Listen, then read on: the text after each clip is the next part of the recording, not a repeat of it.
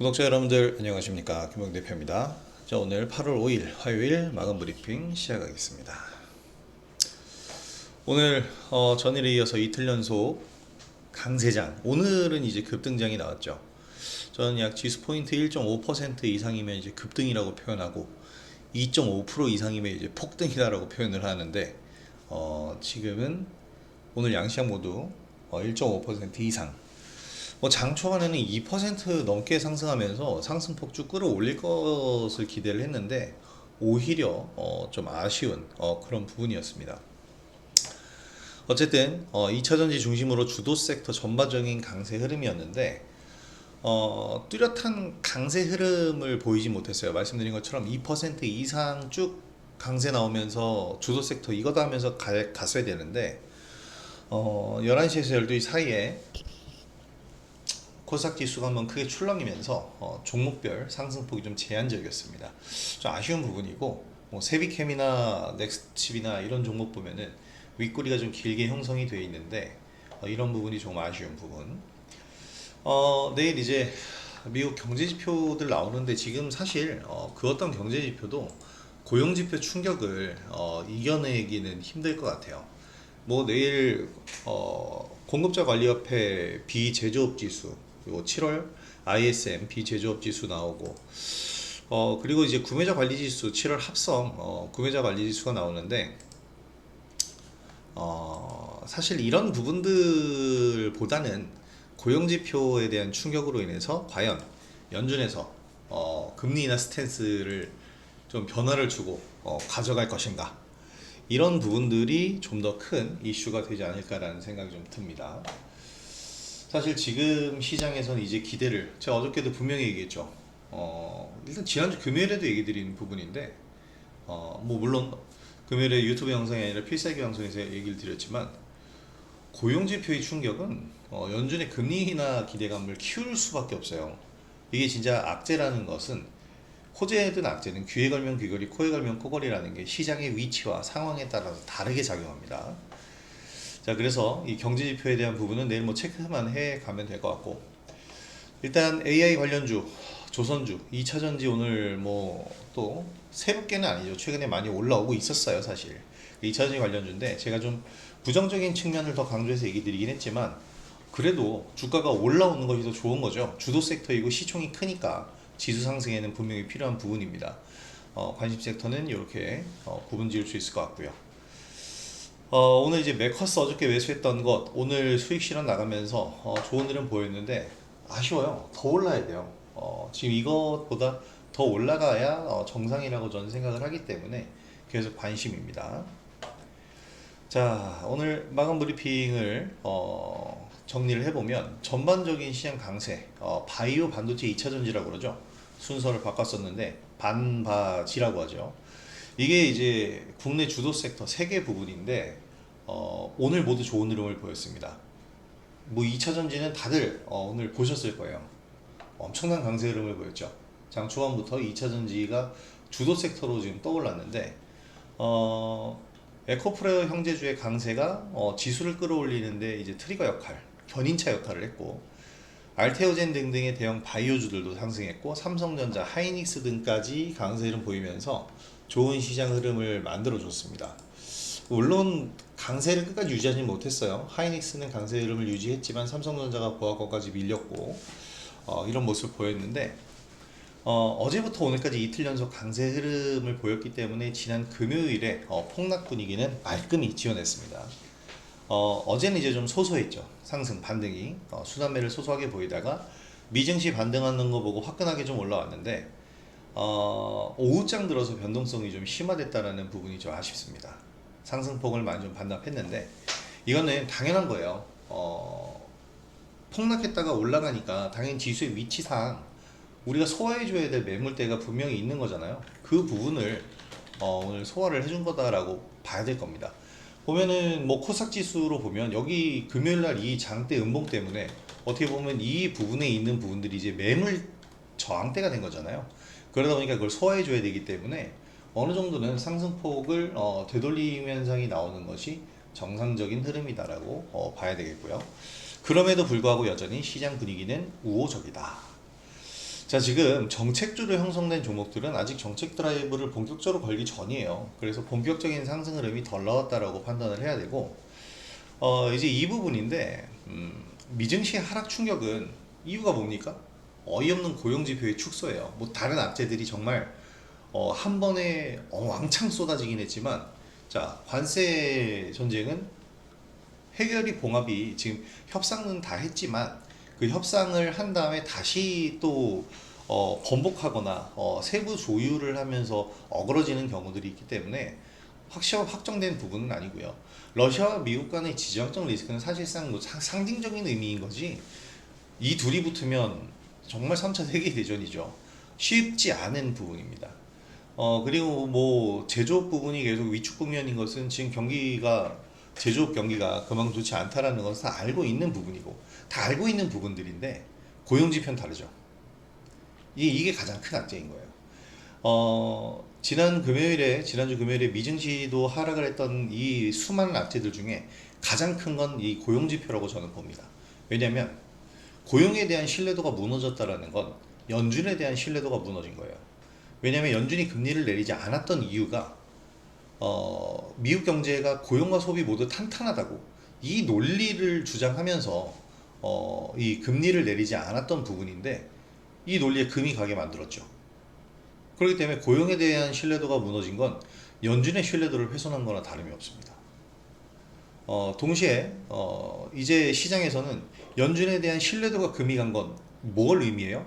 지금까지 금리 인하를 안 하고 미국 경제는 튼튼하니까 금리 인하 안 해도 돼 라고 얘기했던 이 신뢰감이 금이 가니까 금리 인하를 해야 된다는 거잖아요.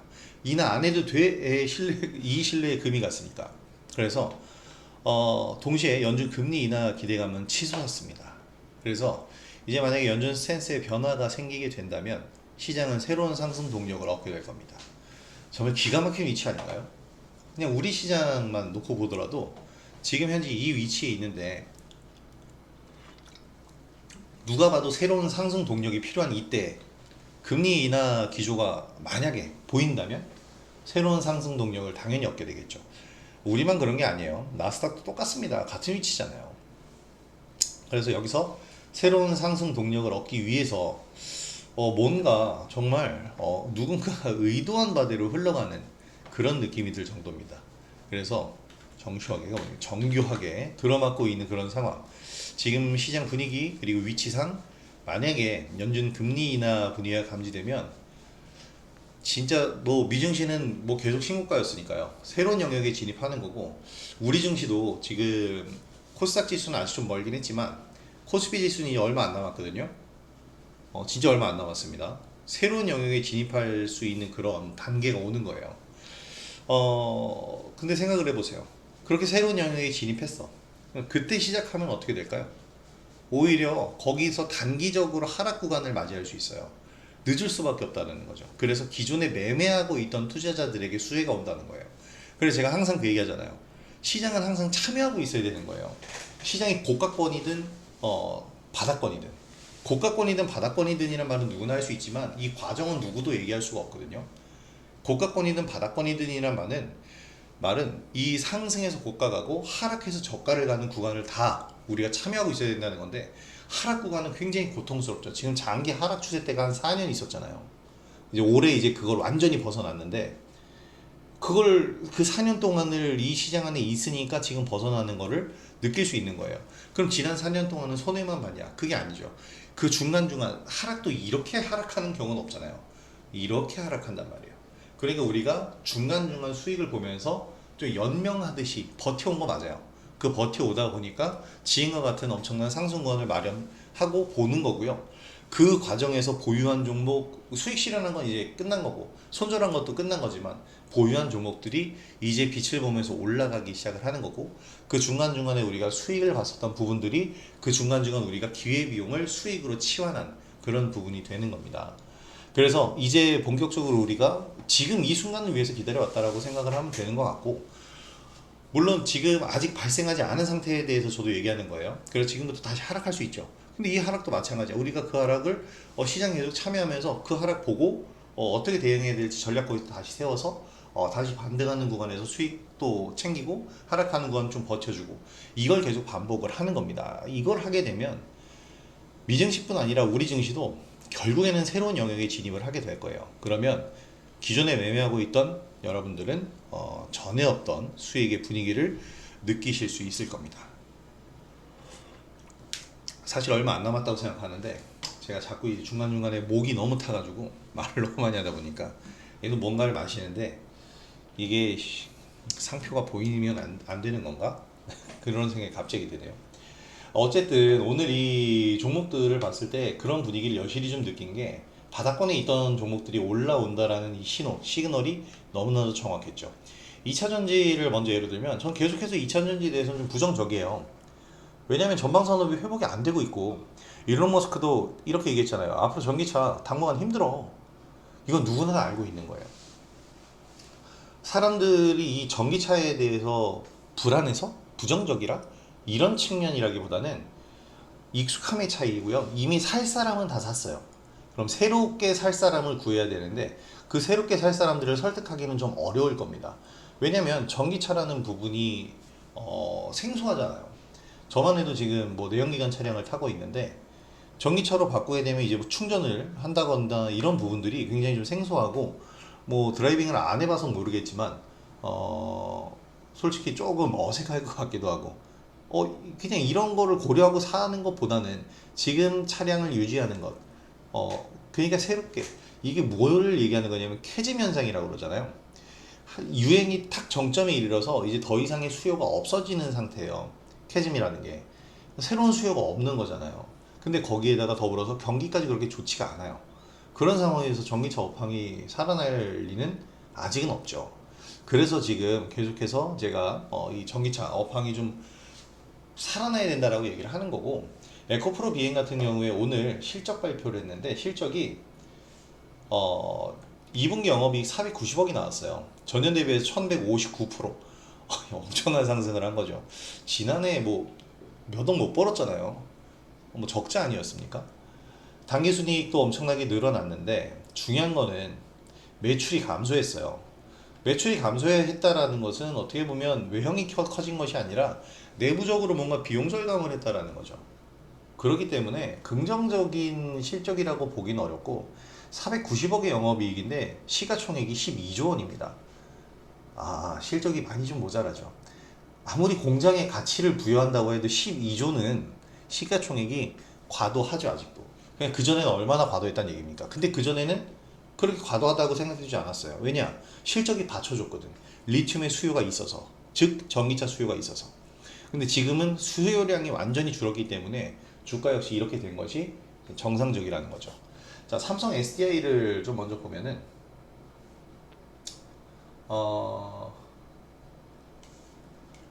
리튬 가격이 최근에 이제 많이 올라왔잖아요. 원자재 가격이 올라가니까 원유 값이 올라가서 이 석유 업체들의 주가가 상승하는 것과 같은 이치입니다. 리튬 수급이 개편이 됐고요. 중국에서 감산을 하면서 자 그러면서 ESS 에너지 저장 장치 수주 기대감이 커졌는데 여러분 2차 전지랑 ESS는 좀 달라요. 에너지 저장 장치는 신재생 에너지에 주로 사용이 됩니다. 그리고 2차 전지가 미국 전기차에 쓰이는 거고요. 그래서 이 ESS는 신재생 에너지가 확장되고 더 커져야 이 수요가 더 늘어나는 거고 전방산업인 거고 2차 전지는 전기차인데 요 기사에도 나오네요. 전기차 수요 둔화 우려는 부담입니다. 뭐 세액공제도 폐지가 됐고 그래서 이런 부분들은 해결을 해야 되는 부분이고요. ESS에 들어가는 이 리튬이온 배터리 뭐 이 부분은 리튬 이온 배터리는 맞죠. 그러니까 왜냐면 ESS도 하나 일종의 배터리예요. 근데 이거는 배터리가 아니라 에너지 저장 장치라는 시스템. 뭐냐면 이제 풍력 발전기가 돌아가서 전력을 생산했을 때 만약에 야밤에 새벽 한 2, 3시에 생산했어. 얘는 자동으로 돌아가는 거니까. 바람 불면 돌아가니까. 근데 그때는 전기 수요량이 없죠. 그러면 이 전기 어떻게 해? 버릴 수는 없잖아요. 그게 이제 에너지 전장치가 그 전기를 쭉 흡수해서 리튬 배터리에 저장을 해놓고 그거를 가지고 있는 거예요. 그러다가 아침이 됐을 때 전기 수요가 나타나면 그때 보내주는 것.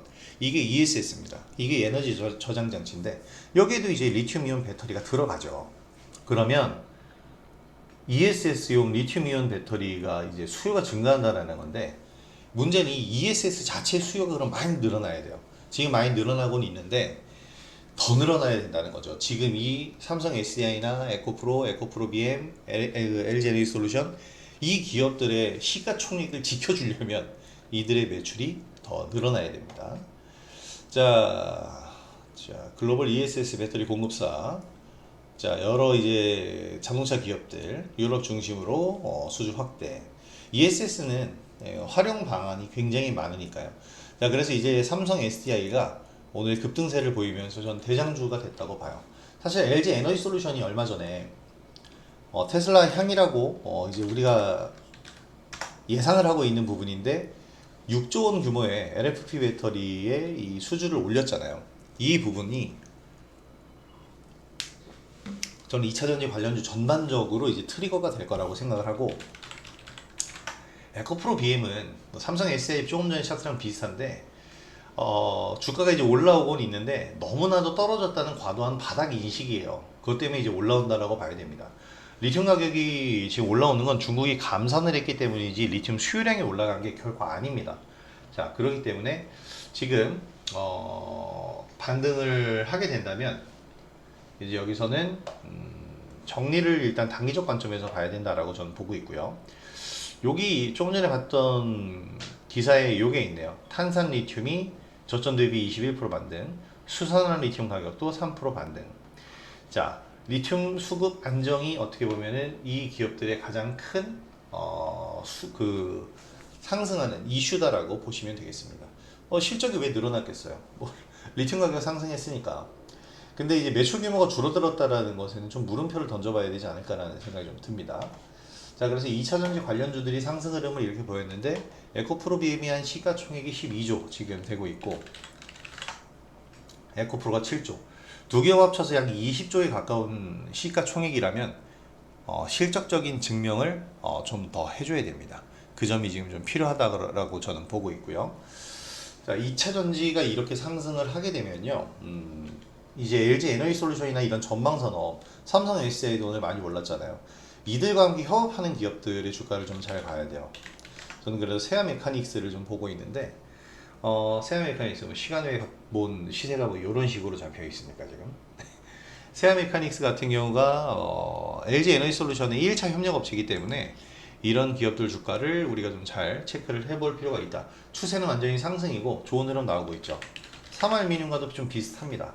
이런 기업들 주가들 좀 더 체크를 해보시는 것이 좋겠다. 지금 풀몬 올라가고 있는데, 풀몬 올라가는 게 원래 풀몬 올라가는 게 지금 캐대헌에 나온 그 김밥 먹는 장면 때문이라고 하는데, 그것 때문이라면 YG 플러스도 지금 상승 흐름이 나야 되거든요. 아, 근데 나 NSL 진짜 정말 기가 막히다. 오늘 조선주에선 대한조선 굉장히 눈에 띄었는데 이거 못 잡은 건 너무 좀 아쉬워요. 얘네가 뭐 보호회수가 좀 짧아요.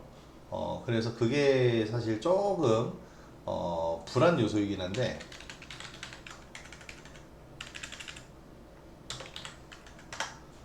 15일짜리부터 좀 있습니다. 15일짜리가 이제 8월 15일에 나오고 쭉쭉 보호 예수가 걸려 있는데, 오늘 말할 주제는 아니었지만 조선주 관심이니까 계속 얘기를 드리면 15일짜리가 좀 있다라는 거를 우리가 알아야 되겠고, 어이구 뭐 이렇게 15일짜리를 상장일 6개월.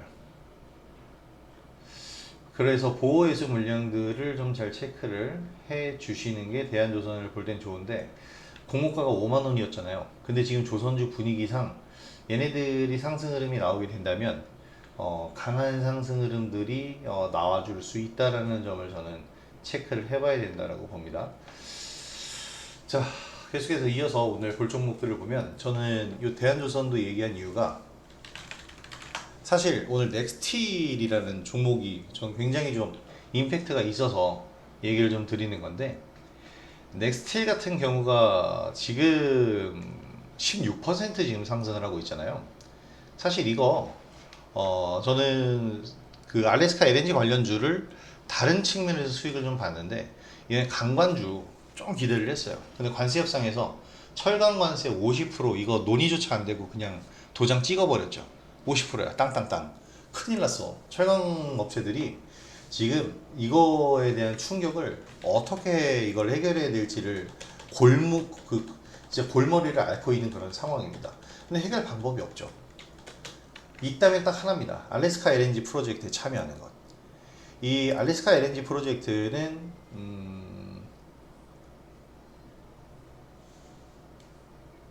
철강 기업들에겐 굉장히 큰 기회가 될 거예요.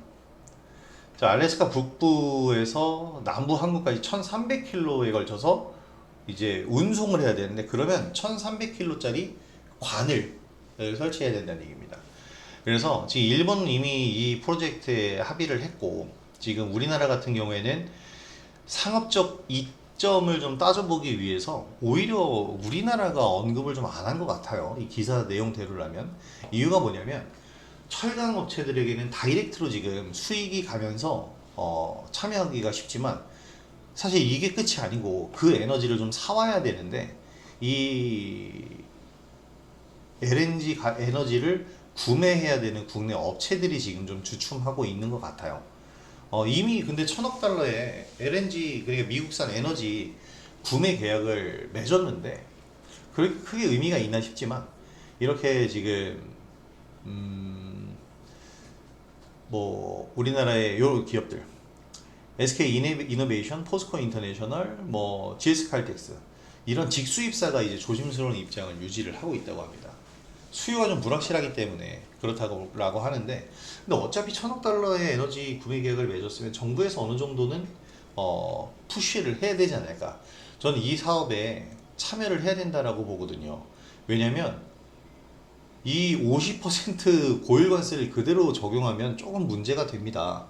물론 이제 세아제강처럼 미국 휴스턴 공장을 인수한 기업들에게는 오히려 이것이 경쟁업체보다 가격 경쟁력을 만들어낼 수 있는 포인트가 되겠지만, 세아제강만 살아남을 수는 없잖아요.